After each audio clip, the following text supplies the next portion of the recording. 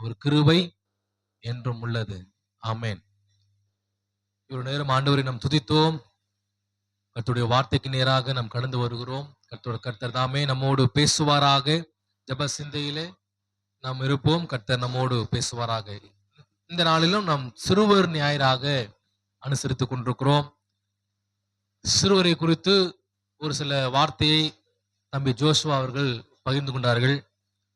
அவர் சொன்ன அந்த வார்த்தையிலே ஒரு வார்த்தை என்னுடைய குறிப்பில் இருக்கிறது. ஆகவே அது நான் இந்த பிரசங்கத்தை கர்த்தர் இதை எனக்கு உறுதி செய்திருக்கிறேன்னு சொல்லி நான் ஆண்டவருக்கு நன்றி செலுத்துகிறேன். பொதுவாக இந்த குழந்தைகள் சில்ட்ரன்ஸ் டே, அதாவது நவம்பர் 14 சில்ட்ரன்ஸ் டே கொண்டாடுவோம். உலக அளவிலே எல்லோரும் எல்லா பள்ளிகளிலும் இந்த சில்ட்ரன்ஸ் டே கொண்டாடுவார்கள். ஏன் இந்த சில்ட்ரன்ஸ் டே கொண்டாடுகிறார்கள்? எதை முன்னிட்டு கொண்டாடுகிறார்கள் என்று சொன்னால், ஜவஹர்லால் நேரு ஐயா அவருடைய பிறந்த நாளை தான் குழந்தைகள் தினமாக கொண்டாடப்படுகிறது. ஏன் இதை கொண்டாடுகிறார்கள் என்று சொன்னால், ஜவஹர்லால் நேரு சிறு பிள்ளைகளை அதிக நேசிக்கக்கூடியவர்கள். அதனாலே அவர்களுடைய பிறந்த நாளை குழந்தைகள் தினமாக கொண்டாடப்பட வேண்டும் என்று சொல்லி தீர்மானம் நிறைவேற்றப்பட்டு இந்த 1889 நவம்பர் மாதம் 14 நேரு ஐயா அவர்கள் பிறந்த தினத்தை குழந்தைகள் தினமாக கொண்டாடப்பட வேண்டும் என்று சொல்லி உலக அளவிலாக இது கொண்டாடப்பட்டு வருகிறது.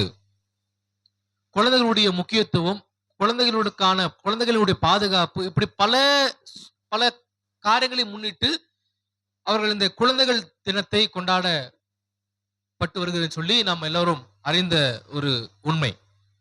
வேதாகம பூர்வமாக குழந்தைகளை குறித்து, சிறுவர்களை குறித்து வேதம் என்ன சொல்லுகிறது என்று சொல்லி நாம் பார்க்கும் பொழுது, தேவன் கர்த்தர் குழந்தைகள் சிறு பிள்ளைகளை நேசிக்கிறவர்களாக இருக்கிறார். ஆமென். சிறு பிள்ளைகளை நேசிக்கிறார், அவர்களை ஆசீர்வதிக்கிறார், சிறு பிள்ளைகளுடைய ஜெபத்தை கேட்கிறார். அப்ப நம்ம ஜெபத்தை கேட்க மாட்டாரா? கேட்பார். ஒருவன் சிறு பிள்ளையை போல மாறாவிட்டால் தேவனுடைய ராஜ்யத்திலே பிரவேசிப்பதில்லை. அநேக உவமைகளை சொன்ன அநேக காரியங்கள் வசனங்கள் வேதத்தில் வாசிக்கிறோம். இயேசு கிறிஸ்து சிறு குழந்தைகளை நேசிக்கிறவராக நம்ம பல போட்டோஸ்ல பார்த்திருப்போம்.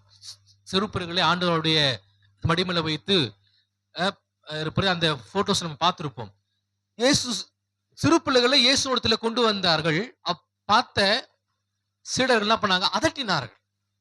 இயேசுவை கண்டு விசனம் அடைந்தார்.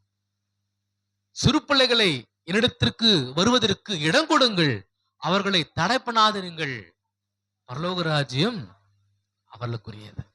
இயேசு கிறிஸ்து சிறு பிள்ளைகளை நேசிக்கிறார். சிறு பிள்ளைகளை அவர் நேசிக்கிறார். ஒரு வசனத்தை நாம் வாசிக்கலாம். ஏசாயா தீர்க்கதரிசன புஸ்தகம் 54 13 வசனத்தை வாசிக்கலாம். உன் பிள்ளைகள் எல்லோரும் கர்த்தரால் போதிக்கப்பட்டிருப்பார்கள், உன் பிள்ளைகளுடைய சமாதானம் பெரிதா இருக்கும். ஆமென். ஹல்லேலூயா. உன் பிள்ளைகள் எல்லோரும் கர்த்தரால் போதிக்கப்பட்டிருப்பார்கள், உன் பிள்ளைகளுடைய சமாதானம் பெரியதா இருக்கும். உன் பிள்ளைகளுடைய சமாதானம் பெரிதா இருக்கும். நம்ம பெற்ற பிள்ளைகள் சமாதானம் இல்லாம போராட்டத்தோடு பிரச்சனையோடு இருந்தா எந்த தாய் தகப்பனுக்காவது அவங்க அதை பார்த்துட்டு சும்மா இருப்பாங்களா? அதே போலதான் நம்ம எல்லாரும் கர்த்தருடைய பிள்ளைகள். நம்முடைய வாழ்க்கையில சமாதானம் இல்லாம போராட்டம், பிரச்சனை, பாடுகளோடு இருக்கும்போது கர்த்தர் அதை பார்த்துட்டு சும்மா இருக்க மாட்டார். அல்லேலூயா. நான் சொல்றது புரியுதா உங்களுக்கு? ஆமென். நம்ம எல்லாரும் கர்த்தருடைய பிள்ளைகள். நம்முடைய வாழ்க்கையில போராட்டம், பிரச்சனைகள், பாடுகள், சமாதானம் இல்லாம போகும் பொழுது கர்த்தர் நம்மை பார்த்து நமக்கு சமாதானத்தை கொடுக்க. ஏன்னா அவர் சமாதான பிரபு, சமாதானத்தை கொடுக்கிறவர். அவருக்கு சமாதான பிரபுன்னு பேரு. ஆமென். ஆக நம்மளுடைய வாழ்க்கையில ஒருவேளை சமாதானம் இல்லாம, ஒருவேளை நீங்க யாராவது சமாதானம் இல்லாம என் வாழ்க்கையில சமாதானமே இல்லை, வாழ்க்கையில ஒரே போராட்டமாவே இருக்குதுன்னு சொல்லி நீங்க வந்திருக்கலாம். ஆனால் கர்த்தர் உங்களுக்கு ஏற்ற சமாதானத்தை கொடுக்க அவர் வல்லவராய் இருக்கிறார். அல்லேலூயா. உன் அலங்கத்துக்குள்ளே சமாதானமும் உன் அரமனைக்குள்ளே சுகமும் இருப்பதாக. ஆக அந்த சமாதானத்தை கொடுக்கிறவர் ஆண்டவர் தான். அதை எங்கேயும் நம்ம போய் அது என்ன பண்ண முடியாதுங்க, விலை கொடுத்து வாங்க முடியாது. சமாதானத்தை கொடுக்கிறவர் கர்த்தர் மட்டும் தான் நம்ம கொடுக்க முடியும். வேற எந்த கடையில நம்ம போய் வாங்க முடியாது. இப்படிதான் ஒருத்தர் நல்லா செல்வந்தன், எல்லாமே இருக்கிறது, குறை இல்லை, எந்த குறையும் இல்லை, ஆனா சமாதானம் இல்லை. அந்த சமாதானத்தை பெற்றுக்கொள்வதற்கு எங்கெங்கயோ போனார். முதல்ல தூர தேசத்துக்கு போனாரு. தூர தேசத்துக்கு போயிட்டு நம்ம அங்க ஒரு சில நாட்கள் தங்கியிருந்து வரலாம், சமாதானம் கிடைக்கும்னு சொல்லி எண்ணி போனாரு. தூர தேசத்துக்கு பிரயாணப்பட்டு போனாரு. ஒரு சில நாட்கள் தங்கியிருந்து வந்தாரு, சமாதானம் கிடைக்கல. அப்புறம் சில சொன்னாங்க, நீங்க அந்த கோயிலுக்கு போங்க, அங்க உங்களுக்கு என்ன பண்ணோம், உங்களுக்கு சமாதானம் கிடைக்கும் சொல்லியிருக்கிறாங்க. கோயிலுக்கும் போய் பார்த்தாரு, சமாதானம் கிடைக்கல.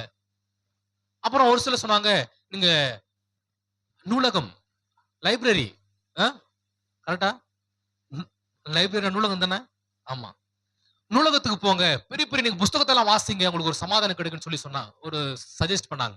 பெரிய இந்த உலகத்திலே பெரிய நூலகத்துக்கு போய் சில புஸ்தகம், பெரிய பெரிய புஸ்தகங்களை வாசிக்கிறார், சமாதானம் கிடைக்கல. அப்படிதான் இருக்குது. சில சொன்னாங்க, நீங்க போயிட்டு உங்க முடிய கொடுங்க, உங்க முடிய காணிக்கையா கொடுங்க, உங்களுக்கு சமாதானம் கிடைச்சிடும் சொல்லி சொன்னாங்க. அவரும் நம்பி ஏதோ நமக்கு முடி போனா போது, சமாதானத்தை ஒண்ணு சொல்லி போய் முடியும் கொடுத்துக்கிறார். சமாதானம் வந்துச்சா? வரல. அப்படிதான் இருக்குது, சமாதானம் வரல. இப்போ ஒரு சகோதரர் சொல்றார், நீங்க எங்கெங்கயோ போனீங்க, தூர தேசத்துக்கு போனீங்க, சமாதானம் கிடைக்கல. பெரிய பெரிய கோயிலுக்கு போனீங்க, சமாதானம் கிடைக்கல. உங்க முடிய காணிக்கையா கொடுத்தீங்க, சமாதானம் கிடைக்கல. பெரிய பெரிய புஸ்தகத்தை வாசித்தீங்க, சமாதானம் கிடைக்கல. எல்லாம் செஞ்சு பார்த்துட்டீங்க. பக்கத்துல ஒரு சர்ச்சுக்கு, அந்த சர்ச்சுக்கு போயிட்டு ஒரு ஃபாதர் இருப்பாரு, அந்த ஃபாதர் கிட்ட போய் ஜோம் பண்ணிங்க, ஒருவேளை உங்களுக்கு சமாதானம் கிடைக்கும்னு சொல்லியிருக்கிறாங்க. அப்புறம் சரி, எங்கெங்கயோ போனோமே, எல்லா காசும் செலவு பண்ணோமே, சமாதானமே கிடைக்கலையே, இதையும் செஞ்சு பார்த்துடலாம் அப்படின்னு சொல்லிட்டு அந்த சகோதரர் என்ன பண்றாரு, பக்கத்துல அவர் இருந்த அருகாமையில ஒரு சபைக்கு போகிறார். அங்க ஃபாதர் இருக்கிறார். அந்த ஃபாதர்கிட்ட சென்று போய் சொல்லுகிறார், இது மாதிரி நான் எங்கெங்கயோ போனேன், சமாதானம் கிடைக்கல. நீங்க என்னுடைய நண்பர் சொன்னாங்க, நீங்க பக்கத்துல ஒரு சர்ச்சுக்கு, அந்த சர்ச்சுக்கு போங்க, அந்த ஃபாதர் உங்களுக்கு ஜோம் பண்ணுவாரு, உங்களுக்கு சமாதானம் கிடைக்குன்னு சொல்லி சொன்னாரு. அதனால தான் நான் உங்களுக்கு தேடி வந்திருக்கிறேன் ஃபாதர், எனக்கு ஜோம் பண்ணுங்க ஃபாதர் சொல்லி அந்த சகோதரர் சொல்லும் பொழுது அந்த சகோதரருக்கு அந்த ஃபாதர் ஜோம் பண்ணுகிறார். ஜோம் பண்ணிட்டு அவர் வீட்டுக்கு நீங்க போங்க, கர்த்தர் உங்களை நடத்துவார், உங்களுக்கு சமாதானம் கொடுப்பார் சொல்லி அந்த ஃபாதர் ஜோம் பண்ணி அமைச்சிருக்கிறாரு. சில நாட்கள், ஏறக்குறைய ஒரு 2-3, ஏறக்குறைய ஒரு மாதங்களுக்கு பிறகு அந்த சகோதரர் வந்திருக்கிறாரு அந்த ஃபாதரை பார்ப்பதற்கு. அந்த அந்த சகோதரர் அந்த ஃபாதர் கிட்ட சொல்லியிருக்கிறார், ஃபாதர் நீங்க என்ன பண்ணீங்க எனக்கு தெரியல, நீங்க என்ன மந்திரம் பண்ணீங்க எனக்கு தெரியல, நான் எங்கெங்கயோ போனேன், என் பணத்தெல்லாம் செலவழித்தேன், எனக்கு என்னது சமாதானம் கிடைக்கல. கடைசியா அந்த சபைக்கு நீங்க ஜோம் பண்ணீங்க, எனக்கு இப்ப நான் ரொம்ப சமாதானமா இருக்கு, எனக்கு சமாதானம் கிடைச்சிருக்குது, என்ன சமாதானமா இருக்குன்னு சொல்லி அந்த சகோதரர் சொன்னார். ஏன் அதை சொல்லுகிறேன்னா, இன்றைக்கு எப்படிப்பட்ட நம்ம எவ்வளவு செல்வந்தனா இருந்தாலும் சரி, எவ்வளவு கோடீஸ்வரனா இருந்தாலும் சரி, எவ்வளவு பணம் நம்ம கிட்ட இருந்தாலும் சரி, நம்மகிட்ட எவ்வளவு சொந்த வீடு இருந்தாலும் சரி, இல்ல நம்ம கோடிக்கணக்கான பணங்கள் நம்ம கிட்ட இருந்தாலும் சரி, லட்சாதிபதியா இருந்தாலும் சரி, கர்த்தர் நம்ம கூட இல்லைன்னா சமாதானம் இல்லை. அல்லேலூயா. கர்த்தர் நம்ம கூட இல்லைன்னு சொன்னா சமாதானமா நம்மளால வாழவே முடியாது. அதுக்கு உதாரணம் அந்த சகோதரர். ஆக தேவனை தேடி வருகிறவர்களுக்கு சமாதானம் கர்த்தர் நிச்சயமாய் கொடுக்கிறார். உன் பிள்ளைகளுடைய சமாதானம் பெரிதா இருக்கும். உன் பிள்ளைகள் எல்லோரும் கர்த்தரால் போதிக்கப்பட்டிருப்பார்கள். உன் பிள்ளைகளுடைய சமாதானம் பெரிதா இருக்கும். நம்ம எல்லாரும் கர்த்தருடைய பிள்ளைகள். நம்முடைய சமாதானத்தை கர்த்தர் விரும்புகிறார். நாம் சமாதானமா இருக்க வேண்டும் என்று சொல்லி கர்த்தர் விரும்புகிறார். அல்லேலூயா, அல்லேலூயா. ஆக எப்படிப்பட்ட சமாதானத்தை கர்த்தர் நமக்கு கொடுக்கிறார், எப்படி சமாதானத்தை கொடுக்கிற வேதத்தில் அநேக பிள்ளைகள் இருக்கிறார்கள். நம்ம சில வசனங்கள் கூட வாசிக்கலாம். சங்கீதம் 128:3 வாசிக்கலாம். சங்கீதம் 128:3. உன் மனைவி உன் வீட்டோரங்களில் கனித்தரும் திராட்சை கொடி போல் இருப்ப, உன் பிள்ளைகள் உன் பந்தையை சுற்றிலும் ஒளிவு மர கன்றுகளை போல. அந்த ஒளிவு மர கன்றுனா பெருசா வளர்ந்துட்டு பெரியதா இருக்கும். அந்த கன்று எப்படி இருக்குமா, நீளமா வளரும். அதுக்கு ஒளிவு மர கன்றுக்கு ஒப்பிடுகிறார், நம்முடைய பிள்ளைகளை ஒப்பிடுகிறார் ஆண்டவர். யோசித்து பாருங்க, உன் பிள்ளைகள் ஒளிவு மர கன்றுகளை போல் இருப்பார்கள். அதனால் செழிப்பை குறிக்கிறது, ஆசுவாத்தை குறிக்கிறது. ஒளிவு மர கன்றுகளை போல இருப்பார்கள். அல்லேலூயா. சங்கீதம் 32:8 வாசிங்க. 32:8. நான் உனக்கு கர்த்தர் நம்முடைய பிள்ளைகளுக்கு போதித்து நம்முடைய பிள்ளைகள் நடக்க வேண்டிய வழியிலே கர்த்தர் நம்முடைய பிள்ளைகள் நடத்துவார். அல்லேலூயா, ஆமென். உன்மேல் என் கண்ணை வைத்து ஆலோசனை சொல்வேன். யோவான் எழுதின சுவிசேஷம் 14:27 சமாதானத்தையே வைத்து போகிறேன். என்னுடைய சமாதானம், உலகம் கொடுக்க பிரகாரமா இல்ல, என்னுடைய சமாதானம். அப்ப கர்த்தர் மட்டும் தான் நமக்கு சமாதானத்தை கொடுக்க முடியும். வேற எந்த மனுஷனாலும் கொடுக்க முடியாது, டாக்டரால கூட கொடுக்க முடியாது. ஆமென், அல்லேலூயா. கர்த்தரால் ஒருவர் மட்டும்தான் நமக்கு சமாதானத்தை கொடுக்க முடியும். சங்கீதம் நம்ம வாசித்த சங்கீத பகுதி 122:7 உன் அலங்கத்துக்குள்ளே சமாதானமும் உன் அரமனைக்குள்ளே சுகமும் இருப்பதாக. அல்லேலூயா. ஆக எனக்கு சமாதானம் கொடுங்கப்பா, நான் சமாதானம் இல்லாம இருக்கிறேன், எனக்கு சமாதானத்தை கொடுங்கப்பான்னு நீங்க கேட்கும் பொழுது நிச்சயமாய் கர்த்தர் கொடுப்பார். அல்லேலூயா. வேதத்துல ஒரு 3 நபர் சிறு பிள்ளைகளுக்கு சிறுவர்களுக்கு கர்த்தர் சமாதானத்தை கொடுத்தார். அதுல சில காரியம் தம்பி சொன்னா, ஒரு சில காரியத்தை நான் சொல்லி முடிக்கிறேன். 3 காரியம். முதலாவது யோசேப்பு. சிறுவனாக இருக்கும் பொழுது அவனுக்கு கர்த்தர், அவனோட வாழ்க்கையில கர்த்தர் எப்படி அவனுக்கு சமாதானத்தை கொடுத்தார் சொல்லி நம்ம முதலாவது யோசேப்பை குறித்து நாம் பார்க்க போகிறோம். பார்க்கும் பொழுது யோசேப்பு சிறுவன், சௌந்தரியம் உள்ளவன், அழகுள்ளவன். ஆனாலும் சில குற்றச்சாட்டு, அவன் செய்யாத குற்றத்துக்கு அவன் என்ன பண்றாங்க, அவனை கொண்டு போயிட்டு ஜெயில அடைக்கிறாங்க. அந்த கடினமான சூழ்நிலையில கூட, அந்த இக்கட்டான சூழ்நிலையில கூட இந்த யோசேப்பு பொறுமையின் மூலம் சமாதானத்தை பெற்றுக்கொண்டான். பொறுமையின் மூலம் சமாதானம். முதலாவது எப்படி? பொறுமையின் மூலம் சமாதானம். யோசேப்பு பொறுமையின் மூலம் சமாதானத்தை பெற்றுக்கொண்டான்.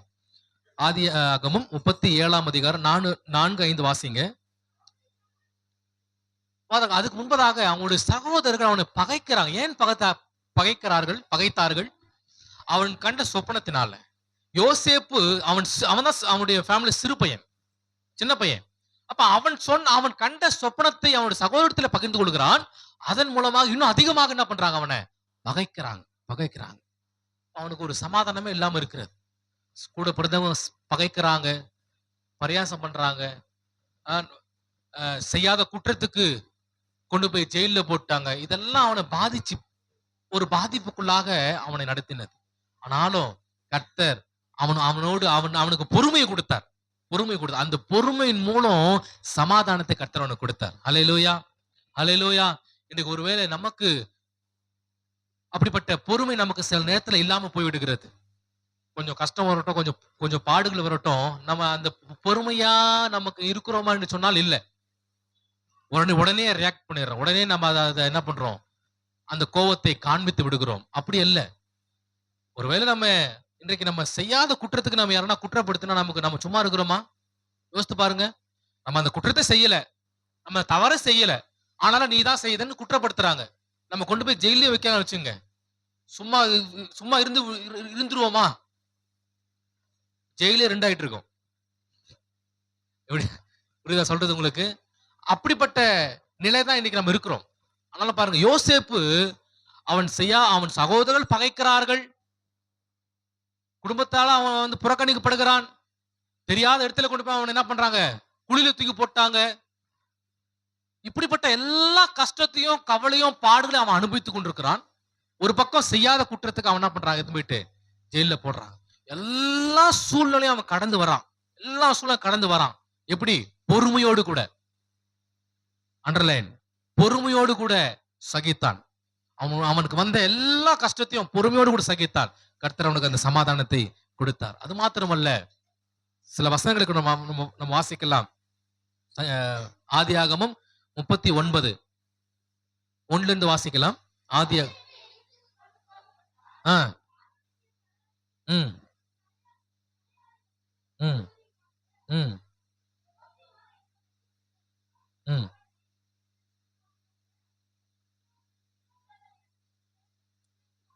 விலைக்கு வாங்கின அவனை வித்துட்டாங்க இல்லையா? அவன் சகோதரன் என்ன பண்ணாங்க, கொண்டு போயிட்டு அவனை எவ்வளவு ரூபாய்க்கு? 70 20 சில்வர் காயின்ஸ், 20 வெள்ளி காசுக்கு அவன் என்ன பண்ணான், வித்துட்டாங்க. ஆனாலும் அவன் சோர்ந்து போல, தூக்கின்னு போய் குழியில போட்டாங்க. ஒரு பாட்டு எனக்கு ரொம்ப இப்ப ரீசெண்ட் டேஸ்ல ஒரு பாட்டு ரொம்ப அருமையான ஒரு பாட்டு. சொப்பனங்களே கண்டவனை, காசுக்கு விற்றவனை, ராஜாக்கள் மத்தியில அரசனாக்கினீரே. நான் செய்த ஜெபம் எல்லாம் வீணாகல, நான் செய்த ஜெபம் எல்லாம் தோற்று போன சொல்லி ஒரு அருமையான ஒரு பாடல் நீங்க கூட கேட்டிருப்பீங்க. ஆக சொப்பனங்களை கண்டவன தூக்கி என்ன பண்ணாங்க? குழியில போட்டாங்க, வித்து போட்டாங்க. என்ன பண்ணாங்க? செய்யாத குற்றத்துக்கு ஜெயில போட்டாங்க. ஆனாலும் அவன் சோர்ந்து போல. கர்த்தர் என் கூட இருக்கிறார், என்னை நடத்துவார்னு சொல்லி உண்மையா இருந்தான். தேவனுக்கு முன்பாக அவன் பாவத்தை செய்யல. அவன் பாவம் செய்வதற்கான எல்லா வாய்ப்பும் வசதி இருந்தது. ஆனாலும் என் தேவனுக்கு முன்பாக நான் எப்படி நான் இந்த பொல்லாங்க செய்வேன்னு சொல்லி அந்த பாவத்துக்கு அந்த அவனுடைய வஸ்திரத்தை தூக்கி போட்டு ஓடினான்.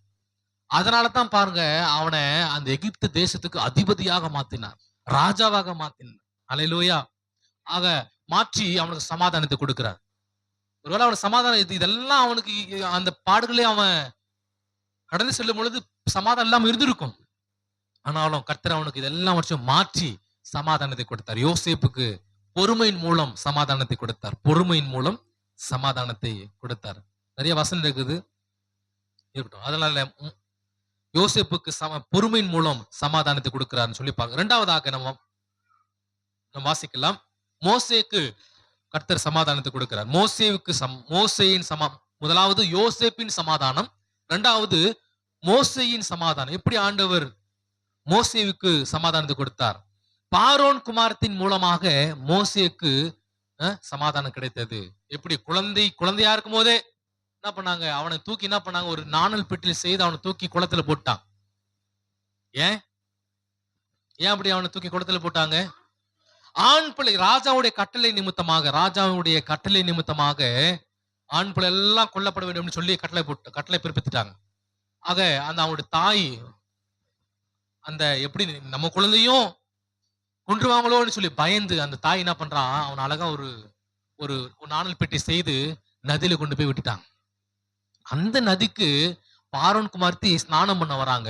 அப்ப பார்க்கும் பொழுது அந்த ஒரு பெட்டிமை இருக்குது, அது என்னன்னு பாருங்க சொல்லி அனுப்புறாங்க அந்த வேலைஸ்தர் கிட்ட. அவன் போய் பார்க்கும்போது அந்த நாணல் பெட்டிக்குள்ள ஒரு அழகான குழந்தை. அதான் நம்ம வாசித்தோம், அந்த வேத பகுதி வாசித்தோம். அந்த குழந்தையை எடுத்துக்கொண்டு வராங்க. அந்த குழந்தை, அதாவது அந்த பார்வோன் வீட்டிலேயே கர்த்தர் வளர செய்யறார். மோசே எங்க வளர செய்யறாரு? பார்வோன் வீட்டிலேயே வளர செய்யறார். அதனுடைய தாயே கொண்டு வந்து பால் கொடுக்க வைக்கிறார். யோசித்து பாருங்க.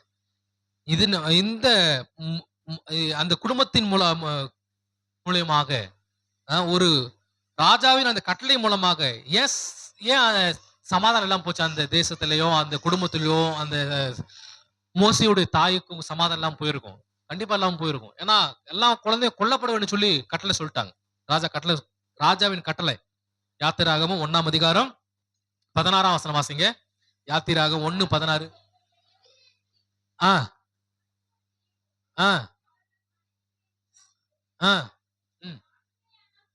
ஆண் பிள்ளையா இருந்தா பண்ணுங்க, கொன்று போடுங்கள். பெண் பிள்ளையானால் இது கட்டளை போட்டார். அப்ப இது கண்டு மோசேயுடைய தாய்க்கு ஒரு மிகுந்த ஒரு போராட்டம், ஒரு கவலை, ஒரு சமாதானம் எல்லாம் போயிருக்கும். ஆனாலும் யாரு கொல்லணும்னு நினைச்சாரோ அவருடைய குமாரத்தி மூலமாகவே கர்த்தர் அந்த குடும்பத்துக்கு சமாதானத்தை கொடுத்தார். ஆமென். மோசேவுக்கு சமாதானத்தை கொடுத்தார். அல்லேலூயா. ஆமென். அப்போஸ்தலர் 7ஆம் அதிகாரம் 22ஆம் வசனம் வாசிக்கலாம். அப்போஸ்தலர் 7:22.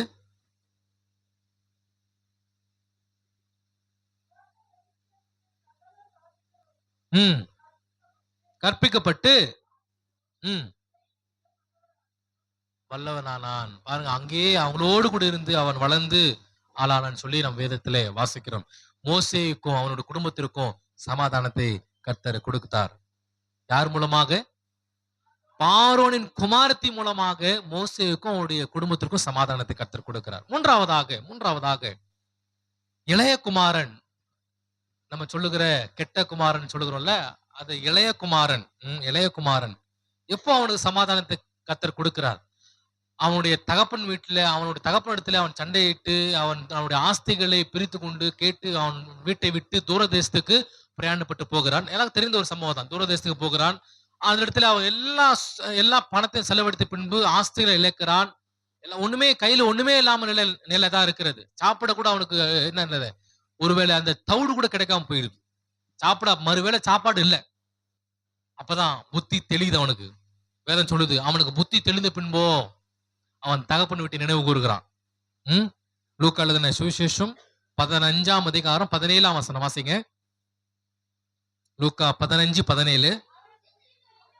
அவனுக்கு புத்தி தெளிந்த போது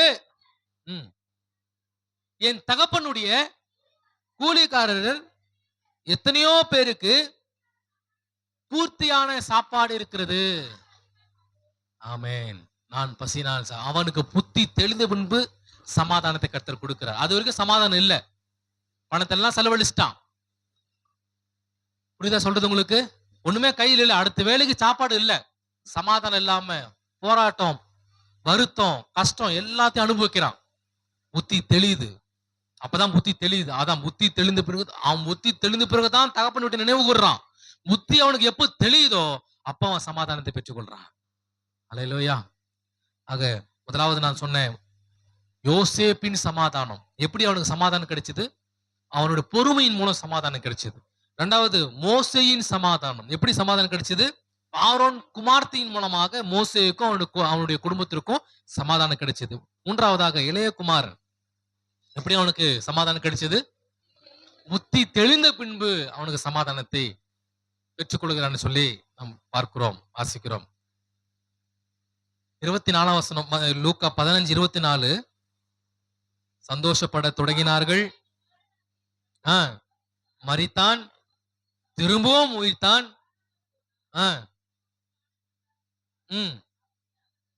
சந்தோஷப்பட தொடங்கினார்கள். அதற்கு முன்பு சந்தோஷம் இல்ல. பெத்த புள்ள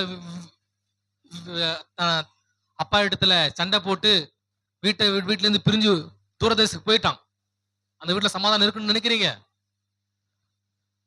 பாருங்க, சந்தோஷப்பட தொடங்கினார். அப்ப அதுக்கு என்ன அர்த்தம்? சமாதானம் இல்லாம இருந்துச்சு, சந்தோஷம் இல்லாம இருந்துச்சு. அந்த இளையகுமாரன் தன்னுடைய வீட்டை விட்டு சண்டையிட்டு அவனோட ஆஸ்திகளை பிரித்து தூரதேசத்துக்கு போனதுக்கு அப்புறம் அந்த குடும்பத்திலே சமாதானம் இல்லாம போயிருச்சு, சந்தோஷம் இல்லாம போச்சு. ஆனாலும் அவனுக்கு புத்தி தெளிந்த பின்பு தன் தகப்பன் வீட்டை நினைவு கூறுகிறான், தகப்பனிடத்துல வருகிறான். சந்தோஷப்பட தொடங்கினார்கள். அதற்கு முன்பு சந்தோஷம் இல்ல, சமாதானம் இல்ல. அவனுக்கு புத்தி தெளிந்ததுக்கு பிறகு சந்தோஷப்பட தொடங்கினார்கள், சமாதானம் வந்துச்சு. அல்லேலூயா. இன்னும் கூட நிறைய பேர் இருக்கிறாங்க. தம்பி சொன்னால சாமுவேல் குறித்து சொன்னான். ஆமா, சிறு பிள்ளையாக அண்ணால் வெகு நாள் காத்திருந்து சாமுவேலை பெற்றுக்கொண்டால் அந்த ஒரு பொருத்தனை பண்றான். என்னுடைய ஜபத்துக்கு நீர் செவி கொடுத்து எனக்கு ஒரு ஆண் பிள்ளை கொடுப்பேன் என்று சொன்னால் அந்த ஆண் குழந்தையை உமக்கு நான் என்ன பண்றேன், உங்களுடைய ஆலயத்துல கொண்டு வந்து அவன் பால் மறந்த பிறகு உங்களுடைய ஆலயத்துல கொண்டு வந்து நான் விடுகிறேன்னு சொல்லுகிறாள். அதே போல அவன் பால் மறந்த பிறகு கர்த்தருடைய சபையில கொண்டு வந்து விடுகிறார். அந்த சிறு வயது முதற்கொண்டே அவன் சபையில வளர்றான். ஆக இப்படி இன்னும் நிறைய இருக்கு காரியம். சிறு பிள்ளையை குறித்து சொல்லிக்கொண்டே போலாம், நேரம் தான் இல்லை. ஆக சாமுவேல் என்ற சிறு பிள்ளையை, அந்த சிறு பிள்ளை சாமுவேலை தீர்க்கதரிசியாக கர்த்தர் மாத்துகிறார். சாமுவேல் மூலமாக தாவீதை அபிஷேகம் பண்ணார். அல்லேலூயா. ஆக நிறைய காரியம் இருக்குது. இன்றைக்கு ஒரு பாட்டு பாடினாங்க, நல்ல அருமையான ஒரு பாட்டு. சின்ன மனுஷனுக்குள்ள பெரிய ஆண்டவர் வந்தா பெரிய பெரிய காரியம் நடக்கும். ஆமா, அது சின்ன மனுஷனுக்குள்ள மட்டும் இல்ல, பெரிய மனுஷா நமக்குள்ளயும் ஆண்டவர் வந்தால் பெரிய பெரிய அரும்பெரும் காரியத்தை நம்ம செய்ய முடியும். ஆமென். ஆக சிறு பிள்ளைகளை கர்த்தர் நேசிக்கிறார். சிறு பிள்ளைகளை கர்த்தர் நேசிக்கிறார். உன் பிள்ளைகள் எல்லாரும் கர்த்தரால் போதிக்கப்பட்டிருப்பார்கள். சங்கீதம் 127:4 வாசிக்கிறோம். பிள்ளைகள் கர்த்தரால் வரும் சுதந்திரம் என்று சொல்லி வாசிக்கிறோம். குழந்தைகள் கர்த்தருக்கு கீழ்ப்படிய வேண்டும். எப்போது இந்த சமாதானத்தை நாம் பெற்றுக்கொள்ள முடியும்னு சொன்னா, நாம் கர்த்தருக்கு கீழ்ப்படியும் பொழுது. முடிவுரையாக முடிச்சு போறேன்.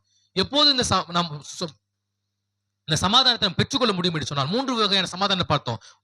யோசேப்பின் சமாதானம், மோசேயின் சமாதானம், இளையகுமாரன் சமாதானம். அப்ப அதே ஆண்டவர் நமக்கும் சமாதானத்தை கொடுக்க வல்லவர். சமாதான பிரபு நமக்கும் சமாதானத்தை கொடுக்க வல்லவரா இருக்கிறார். எப்போது இந்த சமாதானத்தை நாம் பெற்றுக்கொள்ள முடியும் என்று சொன்னால், நாம் கர்த்தருக்கு கீழ்ப்படியும் போது. எபேசியர் 6:1 என்ன சொல்லுது? பிள்ளைகளே கர்த்தருக்குள் கீழ்ப்படியுங்கள். நியாயம். நம் கர்த்தருக்கு, நம் பிள்ளைகளாக நாம் கர்த்தருக்கு கீழ்ப்படியும் பொழுது நம்ம என்ன பண்ணுவோம், சமாதானத்தை நாம் பெற்றுக்கொள்ள முடியும். அடுத்ததாக நீதிமொழிகள் 22ஆம் அதிகாரம் 6ஆம் வசனம், 22:6. நடக்க வேண்டிய வழியிலே அவனை நடத்தும் போது, பிள்ளைகளை நடத்த வேண்டிய வழியிலே நாம் அவர்களை நடத்தணும் என்று சொன்னால் முதிர் வயதிலும் அதை அவன் விடாதிருப்பான். பிள்ளைகளை நடக்க வேண்டிய வழியிலே அவர்களை நடத்துங்கள், அப்பொழுது அவர்களை முதிர் வயதிலும். பெரியவங்க சொல்லுவாங்க, 5ல வளையாதது 50ல வளையாது. நீங்க சிறு வயது முதல் அந்த குழந்தைகளை நீங்க புத்தி சொல்லி அடிக்கலாம். பிள்ளைகளை அடிச்சுதான் வளர்க்கணும். அதான் வேதமும் சொல்லுது, பிரம்பை கையாளாதவன் தன் மகனை பிள்ளைகளை பகைக்கிறான். ஆகவே நாம் பிள்ளைகளை நேசிக்கிறோம் என்று சொன்னால் பிள்ளைகளை நாம் என்ன பண்ணுவோம், கண்டிப்போம். சொல்றதெல்லாம் நம்ம பிள்ளைகள் சொல்றதெல்லாம் நம்ம வந்து அடிக்காம செல்லம் கொடுத்துடும். தான் இஷ்டத்துக்கு விடப்பட்ட பிள்ளையோ எப்படி தெரியுமா இருக்கும், அது தாய் தகப்பனுக்கும் அவமானத்தை சேர்த்து கொண்டு வரும்னு சொல்லி வேதம் நீதிமொழிகளை வாசிக்கிறோம். அதனால பிள்ளையை கண்டிப்போம். அதனால அவன் என்ன பண்ண மாட்டான், சாகான்னு சொல்லி வேதம் சொல்லுது. பிள்ளைய நீ பிரம்பை எடுத்து நீ அவன் அடிச்சுனா அவன் சாகான். அதனால இப்ப பிரம்பு இறக்க வேண்டிய சூழ்நிலை வந்துருச்சு. பிரம்பை இறக்கணும், பிரம்பை எடுத்து கண்டிக்கணும். ஆமா, அந்த பிரம்பை எடுத்து கண்டிக்காதவன் தன் பிள்ளையை பகைக்கிறான். ஆகவே எப்போது சமாதானத்தை பெற்றுக்கொள்கிறோம் என்று சொன்னால், முதலாவது கீழ்ப்படியணும். கீழ்ப்படியும் போது சமாதானத்தை கர்த்தர் கொடுப்பார். இரண்டாவது, அவனை நடத்த வேண்டிய வழியிலே அவன் நடத்துங்க. நடத்த வேண்டிய வழியிலே அவன் நடத்தினாதான் அவன் என்ன பண்ணுவாங்க, கீழ்ப்படிவான், அவன் சமாதானத்தை பெற்றுக்கொள்வான். டிம், ஒரு சின்ன ஒரு 6 வயசு பையன், சொல்லி இந்த கதையை மட்டும் சொல்லி முடிச்சிடுறேன். சின்ன பையன் டிம், அவன் பேர் என்ன சொல்லுங்க, பக்கத்துல பார்த்து சொல்லுங்க. டிம், அவன் பேரு டிம். அவனுடைய பெற்றோர் அவனுக்கு சொன்ன ஒரு நல்ல ஒரு காரியம் என்னன்னா, தம்பி நீ எழும்பணும், உடனே நீ ஜெபிக்கணும், நீ ஜபத்தோட தான் நீ எழும்பணும்னு சொல்லி அவனோட பெற்றோர் அவனை ஊக்கப்படுத்தினாங்க. ஒவ்வொரு நாளும் அவன் காலையில் எழும்போது அவன் சோத்திரம் சொல்லுவான். வீட்டுல இருந்து வெளியில போகும்போது ஜீசஸ் ஐ எம் டிம் அப்படி சொல்லிட்டு தான் போவான். ஜீசஸ் ஐ எம் டிம், சப்பா நான் டிம் வந்திருக்கேன்னு சொல்லிட்டு போயிடுவான். ஜீசஸ் ஐ எம் டிம் ஜோம் மட்டும் தான் போவான். இப்படியே தினந்தோறும் அவன் பிரேயர் பண்ணிட்டு அவன் ஸ்கூல் போகும்போது அப்படியே பண்ணிட்டு இருந்தான். ஒரு நாள் என்ன பண்ணா, ஜெபிக்காம மறந்துட்டு போயிட்டான். கிரவுண்டுக்கு விளையாட போயிட்டான். விளையாட போகும்போது என்ன ஆகுதுன்னா, அங்க விளையாடும் பொழுது கால் தவறி கீழே விழுந்து விடுகிறான். கீழே விழுந்து அவனுடைய முற்றிலே பாதத்துல எல்லாம் காயம் ஏற்படுகிறது. உடனே அவன் அங்கிருந்து அந்த காயத்தோடு கூட வீட்டுக்கு திரும்புகிறான். வீட்டுக்கு வந்து சொல்லுகிறான், என்னப்பான்னு சொல்லி அவனுடைய தாய் தகவல் கேட்கிறாங்க.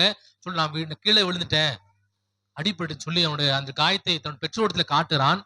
அவன் பெற்றோர் சொல்றாங்க, ஏன் நீ எப்ப விழமாட்டீங்க, நீ நல்லா தானே சுதாரணமா தானே இருப்ப, என்னாச்சு? அம்மி நீ, ஆமா கரெக்டு தான், நான் வந்து தினையும் நீங்க சொன்ன மாதிரி தினந்தோறும் நான் என்ன பண்ணுவேன், ஸ்கூல் போகும்போது வரும்போது விளையாடும் போது ஜோமெண்ட் போவேன். ஆனா இன்னைக்கு நான் அவசரத்துல ஜபம் பண்ணாம போயிட்டேன்.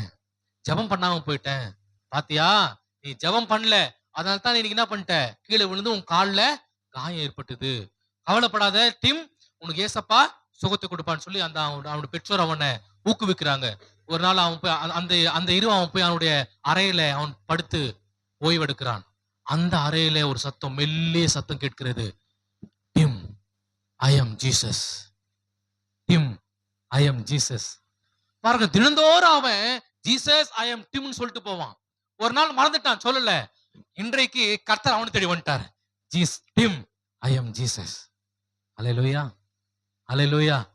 நம்ம மறந்தாலும் அவர் நம்மை மறக்கிறது இல்லை. அதுதான் ஆண்டவர். நாம் அவரை மறந்தாலும் அவர் நம்மை மறக்கவே மாட்டார். அதனால இதுல நம்ம என்ன தெரியும்னா, ஜபம். அந்த பெற்றோர் அவனுக்கு அந்த ஜபத்தை சொல்லி கொடுத்து வளர்த்தாங்க. நீ எங்க போனாலும் ஜோமண்டு தான் போகணும் டிம்னு சொல்லி அந்த டிம்க்கு அந்த தம்பிக்கு ஜபத்தை சொல்லி கொடுத்து வளர்த்தாங்க. இன்றைக்கு நம்ம பெற்றோராகி நாம் நம்முடைய பிள்ளைகளுக்கு ஜபத்தை ஜபம் பண்ணு, வசனத்தை வாசின்னு சொல்லி கொடுக்குறோமா என்று சொல்லி நாம் நிதானித்து பார்ப்போம். பிள்ளையை நடக்க வேண்டிய வழியிலே அவனை நடத்துங்கள். பிரம்பு எடுங்க, 2 அடி போடுங்க, தப்பு இல்லை. இப்போதே நீங்க கண்டிக்காம விட்டுட்டீங்கன்னு சொன்னா, அதை பெரிய என்ன சொல்றது, அது அவன் வளர்கிற போது உங்களுக்கு இலச்சியை உண்டாக செய்வான், உங்களுக்கு அவமானத்தை உண்டாக்குவான்னு சொல்லி வேதம் சொல்லுகிறது. ஆகவே சிறு பிள்ளைகளை நாம கண்டித்து வளர்க்க வேண்டும் என்று சொல்லி வேதம் நம்மை வலியுறுத்துகிறது. எப்போது பிள்ளைகளுடைய சமாதானம் பெரிதா இருக்கும், எப்போது பிள்ளைகளுடைய சமாதானம் பெரிதா இருக்கும், பிள்ளைகளாகிய நாம் கர்த்தருக்கு கீழ்ப்படியும் போது நமக்கு சமாதானத்தை அவர் கொடுக்கிறார். நடக்க வேண்டிய வழியிலே நாம் அவர்களை நடத்தும் போது, அல்லது நாம் நடக்க வேண்டிய வழியிலே நாம் நடக்கும் போது கர்த்தர் நமக்கு சமாதானத்தை கொடுத்து நடத்த கர்த்தர் வல்லவராக இருக்கிறார். கர்த்தர் தாமே சிறு பிள்ளைகளை நம் அனைவரையும் ஆசீர்வதிப்பாராக. ஆமேன், ஆமேன். நம் யாவரும் எழுப்பி நின்று நம்முடைய இயேசுவை பாடல்